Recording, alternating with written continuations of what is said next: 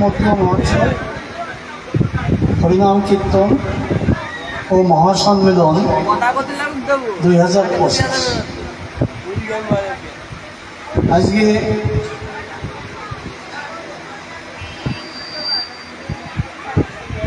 সাবেক লোহাগাড়া বর্তমান আলা মুন্সির বন্ধবাড়িয়া লোহাগাড়া নড়াই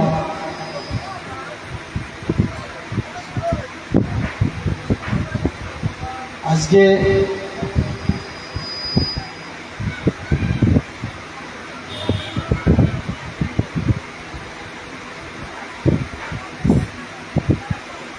এখানে দেখা যাচ্ছে পণ্ডিত গোসাইয়ের উত্তরসূরিগণ এবং অত্র লোহাগাড়া যে ছেলেরা এখানে শুধু কুমোরডাঙ্গার ছেলেরাও উপস্থিত সহযোগিতা করেছেন। আমাদের দীর্ঘদিন এই ছেলেরা আমার সঙ্গে যোগাযোগ রক্ষা করছেন, বিশেষ করে শিশির, অসীম, এই হৃদয়, আকাশ, তারক যে একটা অনুষ্ঠান করব।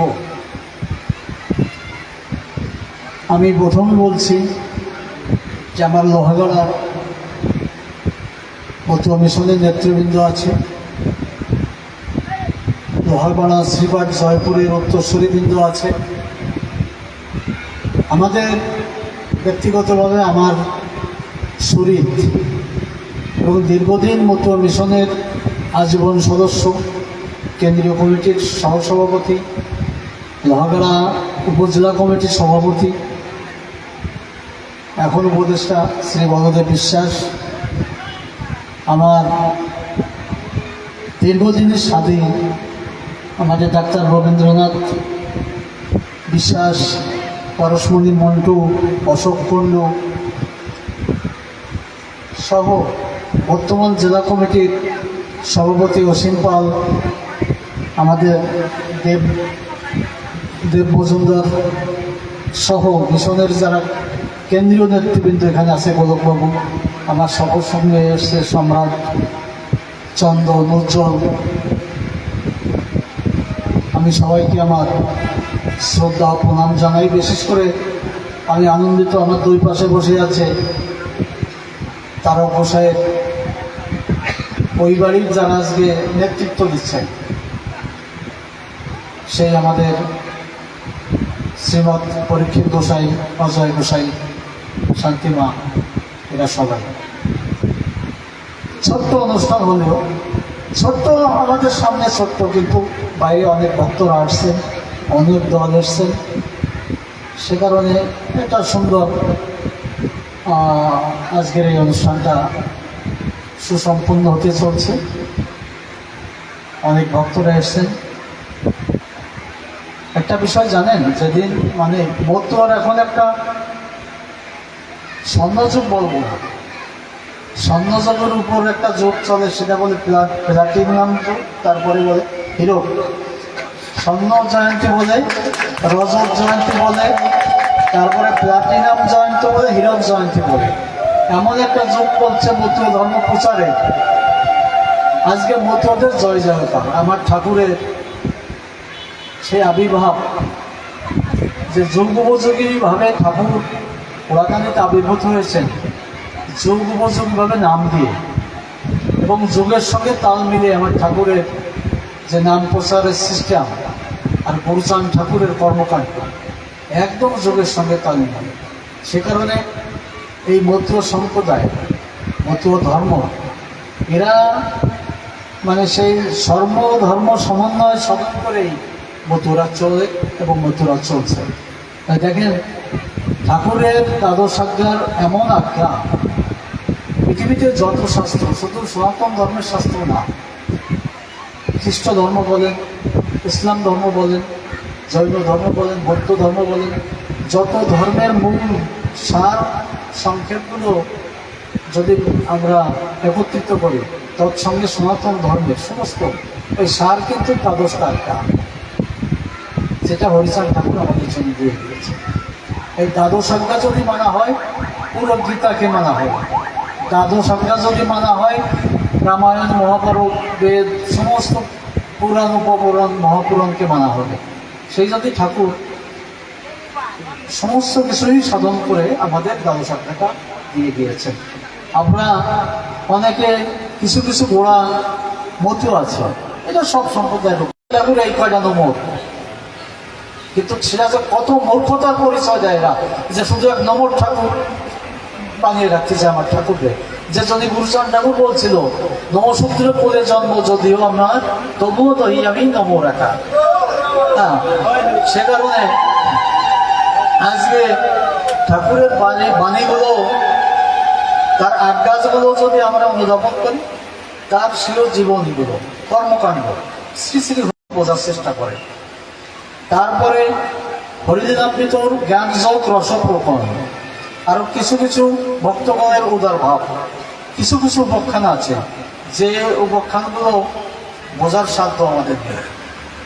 যতই আমি তর্জমা করি, যতই ব্যাখ্যা করি, বুঝতে যাব, আজকে এখানে বসে একটা ব্যাখ্যা দেবো, আমি আরো যখন দুইবার পড়বো দেখবো যে ওই ব্যাখ্যাটা ভুল হয়ে গেছে, এই ব্যাখ্যাটা আরো গভীরে চলে যাবে। এই জন্য হরিলীলামৃত আমাদের পড়তে হবে, বারে বারে পড়তে হবে, জানার চেষ্টা করতে হবে। হরিলীলামৃতর ভিতর সমস্ত শাস্ত্রের সার হরিলীলামৃত। আমার ঠাকুর যেমন সমস্ত অবতারদের অবতার, সমস্ত অবতারদের অবতার আমার ঠাকুর, অর্থাৎ যত অবতার এসছেন, যা যা দিয়ে নিয়ে এসছেন, তার পরিপূরক হিসেবে আমার ঠাকুর এসছেন। যত অবতার রাখছেন, যা কিছু কম ছিল, যা কিছু তারা দিতে পারে নাই বা দেওয়া সম্ভব নেই, আমার ঠাকুর উজাড় করে নিয়ে গেছেন। সে কারণে পরিচয় কোনো সীমাবদ্ধতা না রাখা। যেহেতু অনেক গীতাকে অপছন্দ করে, গীতার সমালোচনা করে, রামায়ণ, মহাভারত, বেদ, চৈতন্য ভাগবত, চৈতন্য চরিতামৃত, চৈতন্য মঙ্গল, হ্যাঁ, এর আমরা অনেক মথুরাই দেখা যাচ্ছে সমালোচনা করি, কিন্তু তার অনুযায়ী সেই চৈতন্য চরিতামৃত, চৈতন্য ভাগবতের শ্লোকগুলো এক্সাম্পল হিসেবে নারদীয় পুরাণের শ্লোকগুলো হরিলীলামৃত ভিতর দিয়ে গেছে, গীতার শ্লোক হরিলীলামৃত ভিতর এক্সাম্পল হিসেবে দিয়ে গেছে। তাহলে কি যে শ্লোকগুলো তারক মশাই দিয়ে গেছেন হরিলীলামৃত ভিতর, আর সেই গ্রন্থগুলোর যদি আমরা সমালোচনা করি, তাহলে হরিলীলামৃত বিতর্কিত হলেন, তারক গোসাই বিতর্কিত হলেন, তাই না? তাহলে কি আমার হরিচাঁদ ঠাকুরই বিতর্কিত হয়ে যান? এ কারণে এই মৌলবাদী যারা মতুয়া, এদের নিকট থেকে আমাদের সাবধানে থাকতে হবে। আপনাদের নড়াইল জেলার ভিতরে কিছু মহাপণ্ডিত জন্মগ্রহণ করছেন, মহাপণ্ডিত, তারা হরিলীলামৃতর সমালোচনা করে, হরিলীলামৃতর সমালোচনা, তাদের দিকে আর একটা ধর্মগ্রন্থ লিখতে হবে। তারা পণ্ডিত খুঁজতেছেন, কোথায় পণ্ডিত পাওয়া যায়? মধ্য হরিলীলামৃত কোনো ধর্মগ্রন্থ না। হ্যাঁ, আমি গিয়েছিলাম আপনাদের এই গোপালপুর নাম করে একটা জায়গা আছে, সেখানে কয় পণ্ডিত আছে ইন্ডিয়ান থেকে, তারা নাকি মধ্য গবেষক, বলে যে মধ্য গবেষক আনছি। তা আমি প্রথম যে তাদের থেকে অপছন্দ হয়ে আমি মঞ্চে উঠে নেই, আমি সামনের সারির চেয়ারে বসেছিলাম। তা এক বক্তা বলছেন, বলতে বলতে দেখেন, হরিচাঁদ ঠাকুর ছিল একজন কবিরাজ ছিল, সে বিভিন্ন টোটকা গাছগাছড়া বিভিন্ন ব্যবস্থা দিতেন, ব্যবস্থায় রোগ ভালো হতেন। আর তারক সরকার বলে নেই, ওই তারক কারা বলছে, সে পাঁচালি টাচালি লিখত, ওই হরিচাঁদ ঠাকুরকে সেই পাঁচালির মাধ্যমে গবেষক, অর্থাৎ নাম মধ্য গবেষক, সেই মধ্য ধর্মের বিরুদ্ধে কথা বলতেছে তারা। হরিচাঁদ ঠাকুর একজন কবিরাজ করছে হরিচাঁদ ঠাকুরকে, আর হরিচাঁদ ঠাকুরকে বলছে ওনার ভিতরে ঐশ্বরত্ব কিছু নেই, উনি একটা সমাজ সংস্করণ ছাড়া আর কিছু। এই যদি আমাদের মধ্য ধর্মের মহাসম্মিলনের উদ্দেশ্য হয়, এই সমস্ত সম্মিলনের যারা ধারক বাহক, তারাই কিন্তু এই হরিচাঁদ ঠাকুর, গুরুচাঁদ ঠাকুরের অবতারত্ব মানে না, তারা মানে নিছক একজন সমাজ সংস্কারক হিসেবে হরিগুরুচাঁদকে তারা উপস্থাপনা করে। তাই আমি বলবো যে তারা যত বড় পণ্ডিত হোক, যত বড় উচ্চ শিক্ষিত হোক, এই সমস্ত শিক্ষিত লোকগুলো ভালো ভালো জায়গায় ডাক পায়, দেখছি তারা ভালো ভালো জায়গায় ডাক পায়, তারা যে বড় উচ্চ আসন নিয়ে বসে। আমি অনুরোধ করবো যারা এই তারক ঘোষার বাড়ির যারা আছেন, হ্যাঁ, আপনারা শুধু এই লোহাগাড়া নড়াই না, সারা বাংলাদেশের আপনাদের একটা প্রভাব আছে, যেহেতু ওই বাড়ি আপনারা পাহারা দেন, ওই বাড়ির ধারক বাহক আপনারা। শ্রীপতি ঠাকুর আপনাদের ঠাকুরদা রাধানাথ গোসাইকে ওই বাড়ির দায়িত্ব দিয়ে গেছিলেন যে এই বাড়ি তোমরা দেখবা, প্রচার করবা, এই বাড়ির তারকের দুটো অনুষ্ঠান করবা। রাধানাথ গোসাই বলছিল যে বাবা, আমার দুটো ছেলে আছে, জয়গোপাল আর বিজয়, এরা খুব বাচ্চা ছেলে, এরা একটু স্কুলে পড়ে, আমি যদি আজকে বৌদ্ধ ধর্ম প্রচার করি আর এই বাড়ি থাকে দেখাশোনা করি, এদের পড়াশোনার খরচ দেবে কে? বললো রাধাদা, তোমার ওই চিন্তা করা লাগবে না, তুমি দুটো অনুষ্ঠান করবা এই বাড়ি, তারকের জন্ম উৎসব, মার্গশীর নববর্ষী, আর হচ্ছে শিব চতুর্দশীতে তার তিরোধান উৎসব। এই দুটো অনুষ্ঠান তুমি করবে, ভক্তরাই তোমাকে চালাবে, আর তুমি একটা কাজ করবে, তোমাকে আজ থেকে দায়িত্ব দিলাম, ওড়াকানি রাস পুজোটা তুমি করবে। রাধানাথ গোসাইকে বললো শ্রীপতি ঠাকুর, অর্থাৎ ওড়াকানি রাস পুজো থেকে আসার সময় পরের দিন তোমার মার নিকট থেকে তুমি ভিক্ষা নিয়ে এসো, অর্থাৎ ছোট মা মঞ্জলিকা মার নিকট থেকে তুমি ভিক্ষা নিয়ে এসো। এই ভিক্ষায় সারা দেশের ভক্তরাই তোমাদের ভিক্ষা দেবে, আর ওই ভিক্ষার মাধ্যমে তারকের বাড়ি উন্নয়ন হবে। আজকে রাধানাথ গোসাই ভিক্ষা নিয়ে এসতো, আমরা দেখেছি। আজকে আমাদের পরীক্ষিতের বাবা জয়গোপাল গোসাইকেও দেখছি রাস পুজোর পরে, শুধু তখন ছোট মা না, আরো অনেক মারা ছিল, আমার মা ছিল, বর্তমান ছোট মা আছে, মেজো মা আছে, সব মারে বলতো মা ভিক্ষা দাও। অতএব শ্রীপতি ঠাকুরকে জানতে হবে, শ্রীপতি ঠাকুরই গুরুচাঁদ ঠাকুর, গুরুচাঁদের পূর্ণ শক্তি ছিল শ্রীপতি ঠাকুরের ভিতর। এই যদি কেউ অমান্য করে, শ্রীপতি ঠাকুরকে অমান্য করলে গুরুচাঁদকে অমান্য করা হয়। গুরুচাঁদের ঐশী শক্তির মূলে ছিল শ্রীপতি ঠাকুর। আপনারা জানেন, ওড়াকান্দি ঠাকুর বাড়ি যখন বিভক্ত হয়ে যায়, একটা অবচেষ্টা হয়েছিল ওড়াকান্দি ঠাকুর বাড়ির বিরুদ্ধে, ওড়াকান্দির বারুণীর বিরুদ্ধে। ওড়াকান্দির বারুণীকে দ্বিখণ্ডিত করে রামদেব 2 বছর বারুণী মিলছিল। ওড়াকান্দি ঠাকুর বাড়ির গুরুচাঁদের যে তৃতীয় তলা যে রাস মন্দির ছিল, ওটার নাম ছিল সতীশ মেমোরিয়াল হল। শ্রীপতি ঠাকুরের এক দাদা ছিল, অল্প বয়সে বিয়োগ হয়, মারা যায়। শ্রীপতি ঠাকুরের দাদা সতীশ ঠাকুর নাম ছিল। গুরুচাঁদ ঠাকুর ওই রাস মণ্ডপটা করছিল সতীশ ঠাকুরের নামে, সতীশ মেমোরিয়াল হল ছিল ওইটা। হ্যাঁ, সেই রাস মণ্ডপটাও ভেঙে নিয়ে গেছিল, অর্থাৎ একটা সিনেমা হলের আদলে ছিল রাস মণ্ডপটা। মিক্সারকে নিয়ে গুরুচাঁদ ঠাকুর তার উপরে ওই যত মিটিং টিটিং করতেন, সমাজ সংস্কারের যত মিটিং করতেন, চন্ডালগালি মোচনের, শিক্ষা বিস্তারের, এই জাতির উদ্ধারের জন্য যত গুরুচাঁদ ঠাকুরের কর্মকাণ্ড ছিল, ওই রাসমণ্ডপটার উপর কাজ করতেন। এবং একটা দর্শনীয় ঘর ছিল, সেখানে রাস পুজো হতো। আর গুরুচাঁদ ঠাকুরের শয়ন কক্ষটা, এটা কিন্তু ভেঙে নেওয়া হয়। ওই বাড়ি রক্ষা করছে মুসলমানদের, ওই বাড়ির অর্ধেক মুসলমানদের দ্বারে বিক্রি হয়ে যায়। ওই জহুরুল হক সাহেব রামদেব দাদা মেয়া থাকে, আপনারা জানেন আজকে ঠাকুর বাড়ির রূপটা ছিলেন শ্রীপতি ঠাকুর। সে কারণে আমাদের শ্রীপতি ঠাকুর সম্পর্কে বেশি বেশি জানতে হবে, তার কর্মকাণ্ড সম্পর্কে জানতে হবে। তাকে যদি আমরা অবহেলা করি, তার সম্পর্কে যদি না জানি, তার অবদান যদি আমরা না জানি, তবে আমাদের মানে মতো হওয়া না হওয়া বৃথা। সেই সময় যারা গুরুচাঁদের ওই শক্তির অধিকারী যে গোসাই গেছিল, সব গোসাই ছিল, যারা নিঃস্বার্থ গোসাই ছিল, সবাই ছিল শ্রীপতি ঠাকুরের পক্ষে। আমি আজকে একটা প্রশ্ন করে যাই আপনাদের দ্বারে। গুরুচাঁদ ঠাকুরের দুটো 3টে গ্রন্থ, জীবনী গ্রন্থ। দুটো হচ্ছে শ্রীমৎ বিচরণ পাগলের লেখা, শ্রী শ্রী হরিগুরুচাঁদ চরিত্র সুধা, শ্রী শ্রী গুরুচাঁদ মাহাত্ম, মহানন্দ হলদারের হচ্ছে গুরুচাঁদ চরিত্র। আমি প্রশ্ন করি, গুরুচাঁদ চরিত্রের ভিতর যশোরের কোনো গোসাইয়ের উপাখ্যান নাই কেন? যশোরে, বৃহত্তর যশোরে, এই প্রশ্নটা করি যশোরবাসী, নড়াইল বাসিন্দা করি। কারণ কি জানেন? যশোরের সমস্ত গোসাইরা ছিল শ্রীপতি ঠাকুরের পক্ষে, সমস্ত গোসাইরা ছিল শ্রীপতি ঠাকুরের পক্ষে।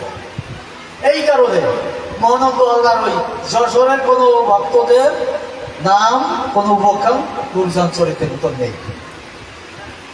আপনারা পড়বেন, জানবেন।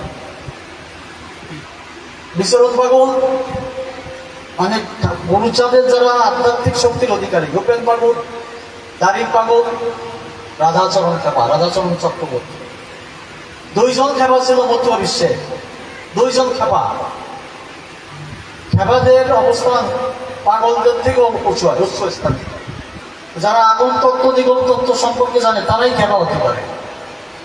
গুরুচাঁদ ঠাকুরের সময় ছিল, সে হচ্ছে কি খেপা জন হয়েছে? না না না, রাধাচরণ খেপা ছিল। গুরুচাঁদ ঠাকুর হরিচাঁদ ঠাকুরের সময় ছিল হচ্ছে, যা হোক, এই দুইজন খেপা। হরিচাঁদ ঠাকুরের সময় একজন খেপা, আর গুরুচাঁদ ঠাকুরের সময় একজন খেপা রাধাচরণ খেপা। রাধাচরণ চক্রবর্তী না, আমার বাড়ি ছিল বেশে ওই নাজিরপুরের উপর রাধা খেপার বাড়ি। রাধা খেপা প্রচন্ড ঐশী শক্তির অধিকারী ছিল। রাধা খেপাও গেছিল গুরুচাঁদকে পরীক্ষা করার জন্য, এবং গুরুচাঁদ যদি আমাকে আমার সঠিক উত্তর দিতে, তত্ত্বজ্ঞানী ব্রাহ্মণ ছিল তো, তবে আমি মত হব। আজকে তারক বোঝাই বলছিল গুরুচাঁদ, তারক আমাদের পরীক্ষা করতে আসতেছে রাধা। হ্যাঁ, গুরুচাঁদের দ্বারা যে কিছু প্রশ্ন করলো, বললো বাবা আমাকে দীক্ষা দাও।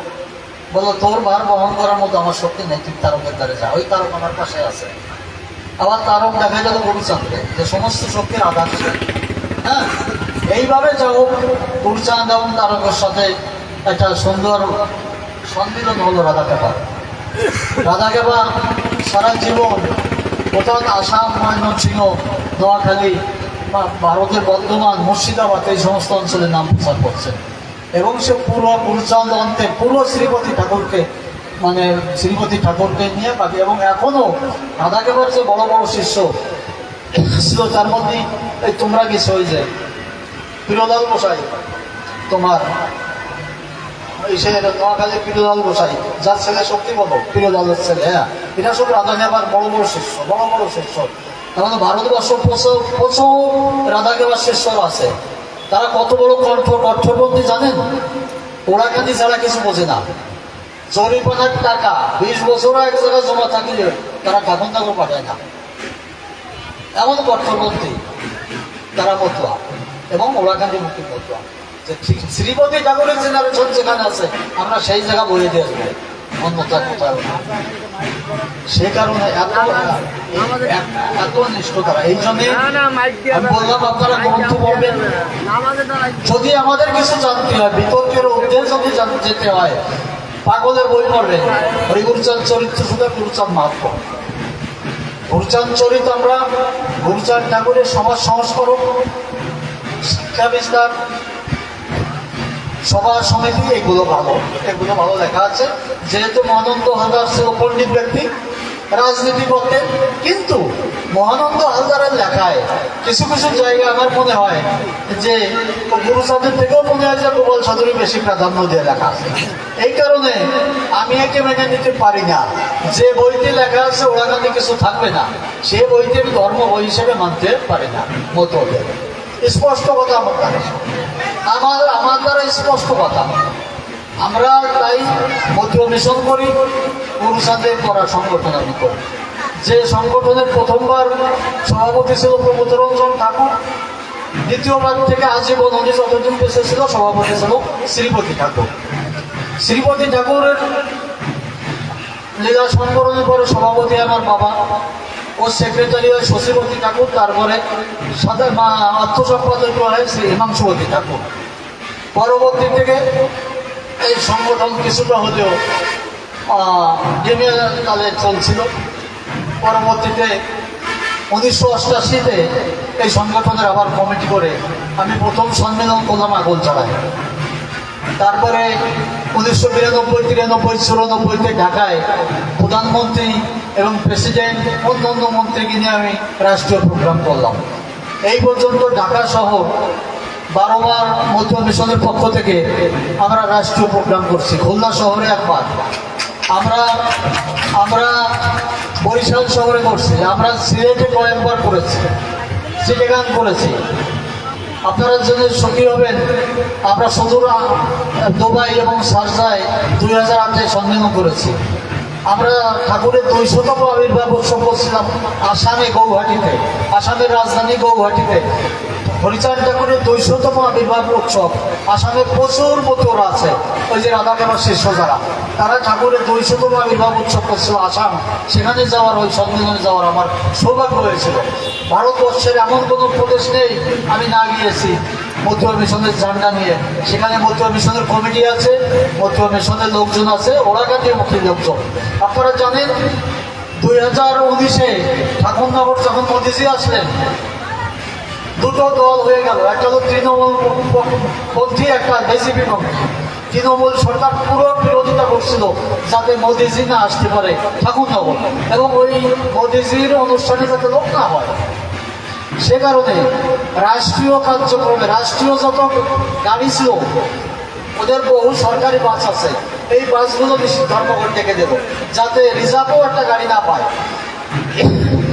তখন ঠাকুরনগরের অবস্থা কাহিনী, বিজেপির নড়বড়ে অবস্থা।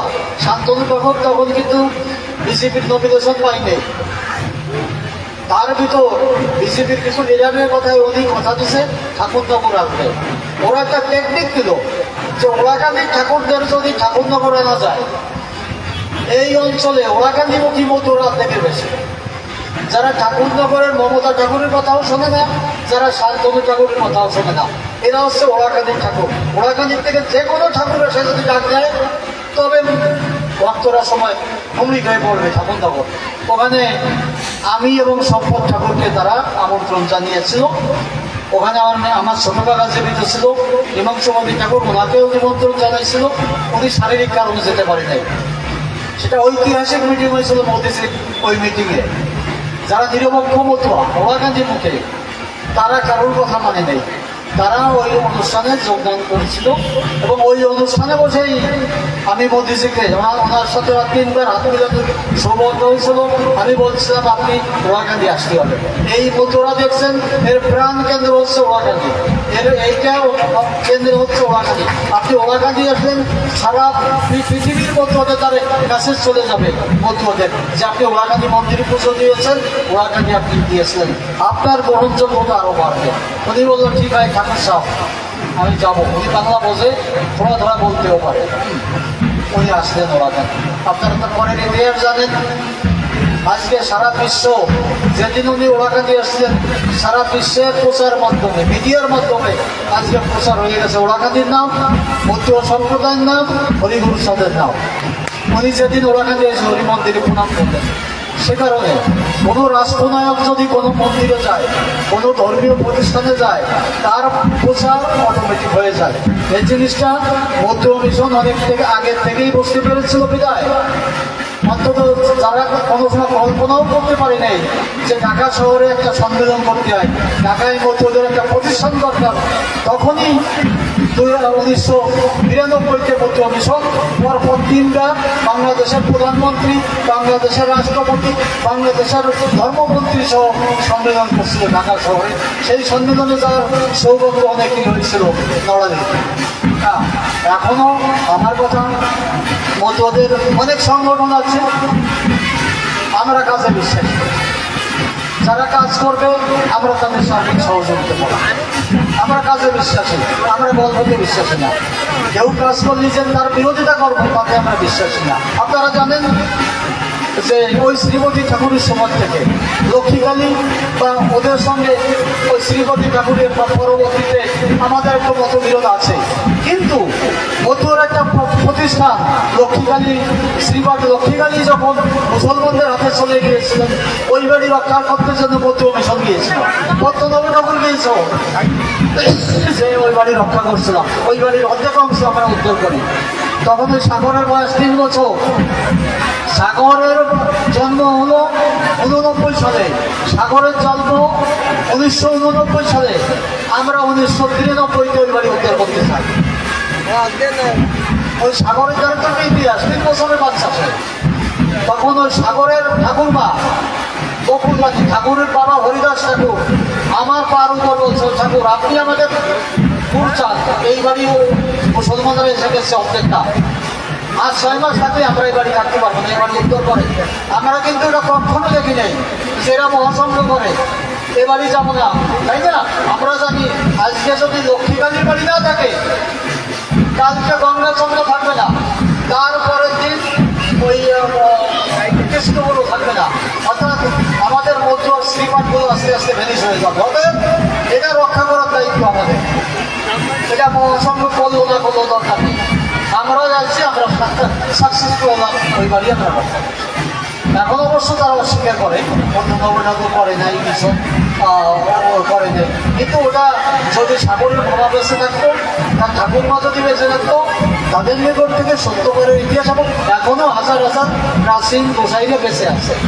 আমি আহ্বান জানিয়েছিলাম মহাসংঘকে যে আমরা লক্ষ্মীকালীর বাড়ি উদ্ধার করছি, আপনারা অস্বীকার করলেও যারা সত্যিকারের ইতিহাস জানে তারা অস্বীকার করবে না।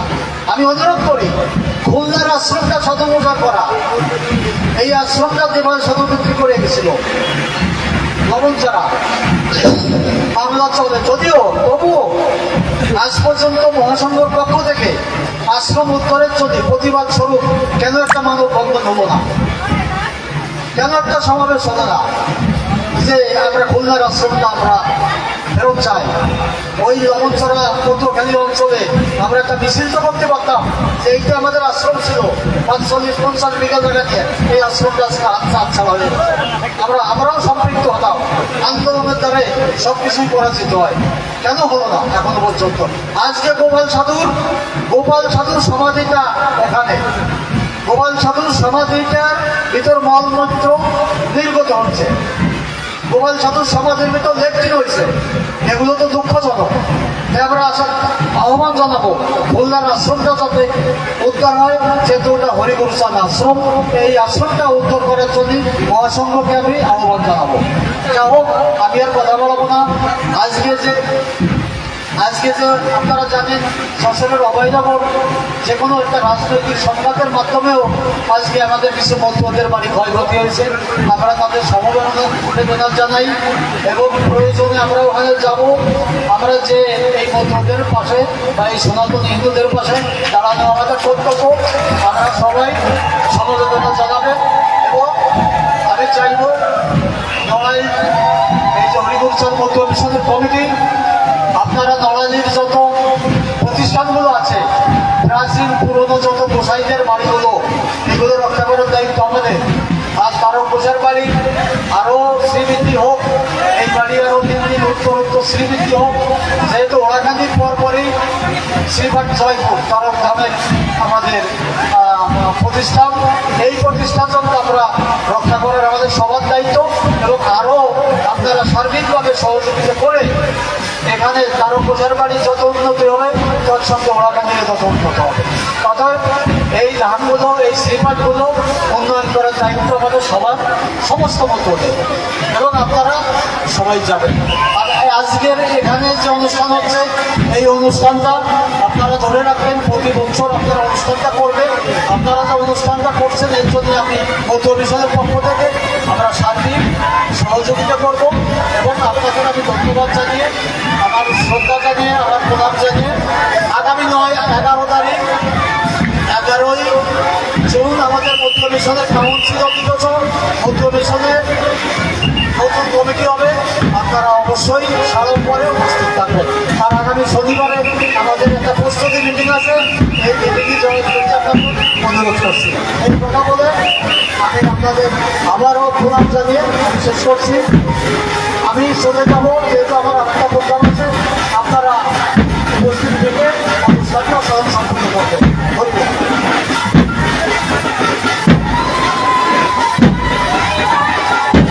হরিবল।